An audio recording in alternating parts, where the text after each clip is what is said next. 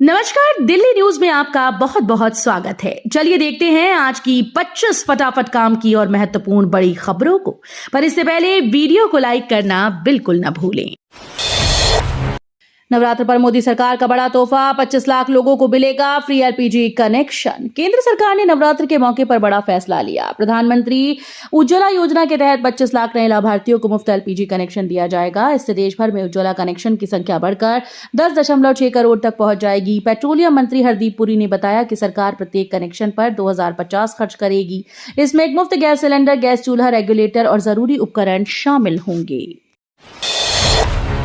CM Rekha Gupta पर हमले के मामले में कोर्ट ने बढ़ाई आरोपियों की न्यायिक हिरासत। दिल्ली सीएम रेखा गुप्ता पर हुए हमले के मामले में अदालत ने एक अहम फैसला सुनाया। कोर्ट ने आरोपियों की न्यायिक हिरासत को बढ़ा दिया है, जिससे जांच को और समय मिलेगा। अधिकारियों का कहना है कि यह कदम मामले की गंभीरता और सबूतों की संपूर्ण जांच सुनिश्चित करने के लिए लिया गया। सुरक्षा एजेंसी इस घटना के पीछे के नेटवर्क और संभावित सहयोगियों का पता लगाने में जुटी हैं। अदालत ने स्पष्ट किया कि किसी भी कानूनी बाधा के बिना जांच पूरी की जाएगी। सीएम रेखा गुप्ता ने दिया महिलाओं के स्वास्थ्य पर जोर, चलाया जागरूकता अभियान। मुख्यमंत्री रेखा गुप्ता ने महिलाओं के स्वास्थ्य को लेकर नया जागरूकता अभियान शुरू किया। उनका कहना है कि महिलाएं स्वस्थ रहेंगी तभी भारत विकसित बनेगा। इस पहल के तहत महिलाओं को स्वास्थ्य संबंधी जानकारी, पोषण, नियमित जांच की सलाह दी गई। अभियान का मकसद महिलाओं को सशक्त बनाना और समाज में उनकी भागीदारी बढ़ाना है। सरकार का मानना है कि स्वस्थ महिलाएं ही मजबूत परिवार और समृद्ध राष्ट्र की नींव रख सकती हैं।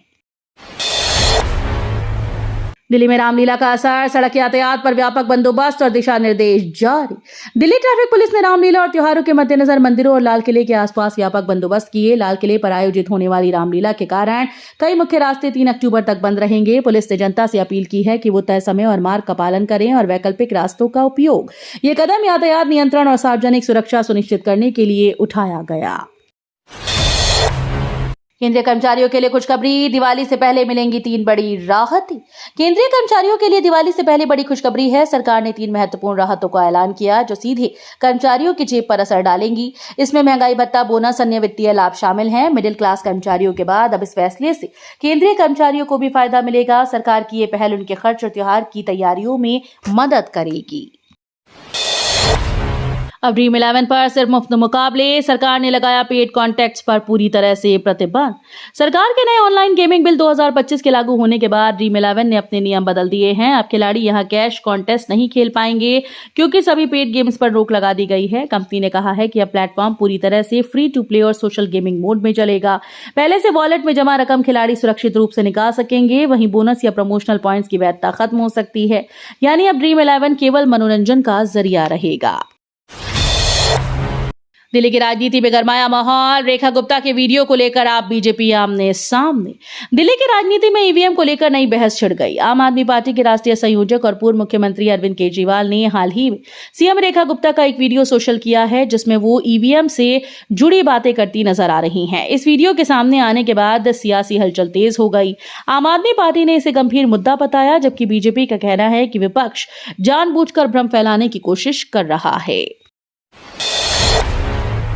डूसू अध्यक्ष चुनाव पर विवाद, ईवीएम और पर्चियां सुरक्षित रखने का आदेश। दिल्ली हाईकोर्ट ने डूसू के अध्यक्ष पद के चुनाव को चुनौती देने वाली याचिका पर सुनवाई करते हुए विश्वविद्यालय प्रशासन को नोटिस जारी कर दिया। अदालत ने साफ कहा कि फिलहाल अध्यक्ष पद के चुनाव में इस्तेमाल की गई ईवीएम और बैलेट पर्चियों को सुरक्षित रखा जाए। याचिका में चुनाव प्रक्रिया में अनियमितताओं का आरोप लगाया गया। हाईकोर्ट का ये कदम छात्रों की राजनीति में पारदर्शिता और निष्पक्षता सुनिश्चित करने की दिशा में अहम माना जा रहा है। दिल्ली में मानवाधिकार हनन का आरोप, एनएचआरसी ने अधिकारियों को भेजा नोटिस। राष्ट्रीय मानवाधिकार आयोग ने मीडिया रिपोर्ट का संज्ञान लेते हुए कहा कि अगर उसमें दी गई बातें सही हैं तो ये मानवाधिकार उल्लंघन का गंभीर मामला है। आयोग ने इस पर सख्ती दिखाते हुए दिल्ली सरकार के मुख्य सचिव, दिल्ली नगर निगम के आयुक्त और अन्य अधिकारियों से विस्तृत रिपोर्ट तलब की। आयोग का कहना है कि मामले की सच्चाई सामने लाना और पीड़ितों को न्याय दिलाना बेहद जरूरी है। ये कार्रवाई राजधानी में जवाबदेही तय करने की दिशा में अहम कदम मानी जा रही है। राजधानी में सुरक्षित त्योहारों की तैयारी, ऑपरेशन कवच 10 बना पुलिस की बड़ी सफलता। त्योहारी सीजन से पहले दिल्ली पुलिस ने ड्रग्स तस्करी के खिलाफ सख्त कदम उठाया। स्पेशल ड्राइव आयोजन कवच 10 के तहत पुलिस ने राजधानी के अलग अलग इलाकों में अभियान चलाकर 120 नार्को अपराधियों को गिरफ्तार किया। अधिकारियों का कहना है कि ये कार्रवाई त्योहारों के समय ड्रग्स की सप्लाई रोकने और युवाओं को नशे से बचाने के लिए की गई। पुलिस की यह पहल दिल्ली को सुरक्षित और अपराध मुक्त त्योहार मनाने की ओर बड़ा कदम मानी जा रही है। जीएसटी बचत उत्सव से आत्मनिर्भर भारत को मिलेगी रफ्तार, पीएम मोदी का देशवासियों के नाम पत्र। प्रधानमंत्री नरेंद्र मोदी ने नवरात्र के पहले दिन देश के नाम खुला पत्र लिखा और सभी को त्योहार की शुभकामनाएं दी। पीएम ने कहा कि 22 सितंबर से लागू जीएसटी दरों की कटौती को पूरे देश में जीएसटी बचत उत्सव के रूप में मनाया जा रहा है। उन्होंने इसे नेक्स्ट जनरेशन जीएसटी रिफॉर्म बताते हुए कहा कि इन बदलाव से किसान, महिला, युवा, गरीब, मध्यम वर्ग, व्यापारी, लघु और कुटीर उद्योग सभी को सीधा फायदा होगा। पीएम ने इसे आत्मनिर्भर भारत अभियान को गति देने वाला कदम बताया। बैंकों की मनमानी पर लगाम, डेबिट कार्ड फीस और मिनिमम बैलेंस चार्ज घटा सकता है आरबीआई। भारतीय रिजर्व बैंक बैंकों की ओर से वसूले जाने वाले चार्ज पर बड़ी कार्रवाई की तैयारी में है। जानकारी के मुताबिक RBI debit card fees, minimum balance न रखने वाले लगने वाला जुर्माना और लेट पेमेंट चार्ज कम करने की दिशा में काम कर रहा है। हाल ही में बैंकों को इस संबंध में आरबीआई से संकेत मिल चुके हैं। अगर ये बदलाव लागू होते हैं तो लाखों बैंक ग्राहकों को बड़ी राहत मिलेगी और बैंकिंग सेवाएं अधिक उपभोक्ता हितैषी बनेंगी। चांदनी चौक में अवैध निर्माणों को तोड़ने पर लगी रोक हटेगी। सुप्रीम कोर्ट ने ऐतिहासिक चांदनी चौक क्षेत्र में अवैध निर्माणों को लेकर महत्वपूर्ण आदेश जारी किया। जस्टिस सूर्यकांत और जस्टिस एन कोटेश्वर सिंह की पीठ ने दिल्ली हाईकोर्ट और एमसीडी ट्रिब्यूनल द्वारा लगाए गए सभी स्थगन आदेशों को 31 दिसंबर 2025 से प्रभावी रूप से रद्द करने का फैसला लिया है। एमसीडी की हालत चिंताजनक, कचरे का पहाड़ हटाना बना बड़ी चुनौती। दिल्ली में गाजीपुर लैंडफिल अब कूड़े का पहाड़ बन चुका है। एमसीडी की हालत चिंताजनक है और कचरे को हटाना बड़ी चुनौती बन गया।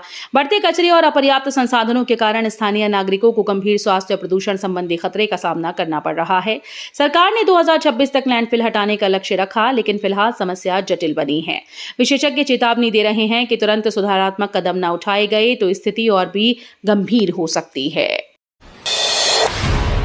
अभिनेत्री पूनम पांडे का ऐलान, दिल्ली की रामलीला में निभाएंगी मंदोदरी का किरदार।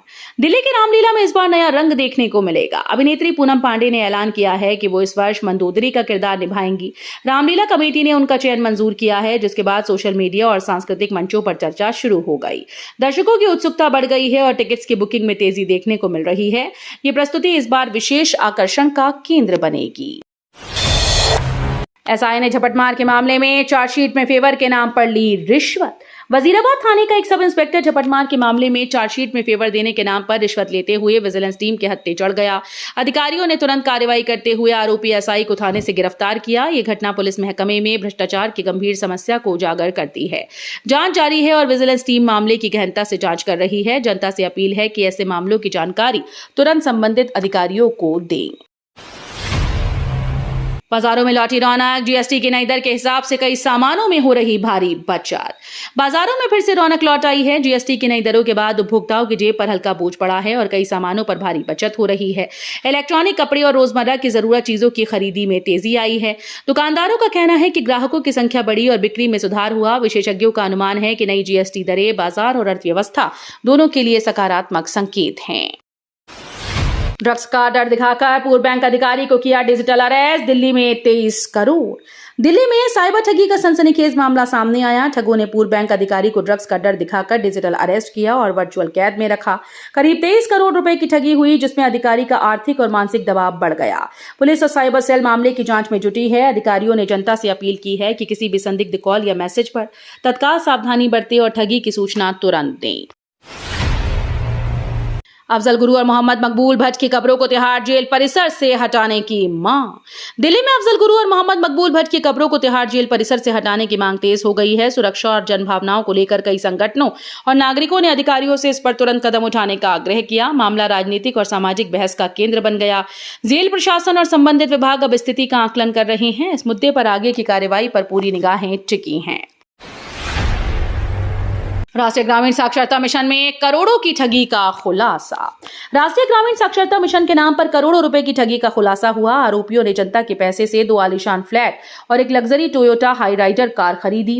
जांच एजेंसीज ने मामले की पुष्टि की और आरोपी के खिलाफ सख्त कार्रवाई शुरू कर दी। ये मामला ग्रामीण योजनाओं में निगरानी की गंभीर कमी को उजागर करता है। जनता से अपील की है कि ऐसे संदिग्ध गतिविधियों की तुरंत सूचना संबंधित विभाग को दें। दिल्ली के औद्योगिक क्षेत्रों में भूजल दोहन, डीजेबी ने एनजीटी को सौंपी रिपोर्ट। दिल्ली के औद्योगिक क्षेत्रों में भूजल दोहन को लेकर दिल्ली जल बोर्ड ने एनजीटी को रिपोर्ट सौंप दी है। रिपोर्ट में बताया गया कि कई औद्योगिक क्षेत्रों में जल स्तर तेजी से घट रहा है और पानी का अंधाधुंध उपयोग पर्यावरण के लिए खतरा बन गया है। एनजीटी अब इस मामले की सख्ती से जांच और निगरानी कर सकता है। अधिकारियों का कहना है कि इससे भूजल संरक्षण और सतत पानी प्रबंधन की दिशा में कदम उठाए जाएंगे। बागेश्वर धाम के धीरेन्द्र कृष्ण शास्त्री का बयान वायरल, गरबा महोत्सव पर चर्चा तेज। बागेश्वर धाम के धीरेन्द्र कृष्ण शास्त्री का एक बयान सोशल मीडिया पर तेजी से वायरल हो रहा है। उन्होंने गरबा महोत्सव को लेकर टिप्पणी की, जिससे अलग अलग प्रतिक्रियाएं सामने आईं। कुछ लोग इसे सनातन धर्म की परंपराओं का हिस्सा मान रहे हैं, जबकि अन्य ने इसे विवादास्पद बताया। सोशल मीडिया पर लोगों ने इस बयान पर अपने अपने विचार साझा किए। ये मामला अब धार्मिक और सांस्कृतिक चर्चा का केंद्र बन गया है। इंडिगो की दिल्ली कानपुर फ्लाइट में घुसा चूहा, 3 घंटे देरी से उड़ान शुरू। कानपुर के चकेरी एयरपोर्ट पर दिल्ली कानपुर इंडिगो फ्लाइट में चूहा घुसने से हड़कंप मच गया। यात्री और क्रू मेंबर्स की सतर्कता के बाद विमान को खाली करवाकर जांच की गई, जिसके कारण उड़ान करीब 3 घंटे की देरी से शुरू हो पाई। एयरलाइन ने कहा कि यात्रियों की सुरक्षा को ध्यान में रखते हुए ये कदम उठाया गया। सभी यात्री सुरक्षित थे और अब विमान ने तय कार्यक्रम के अनुसार उड़ान भर दी है।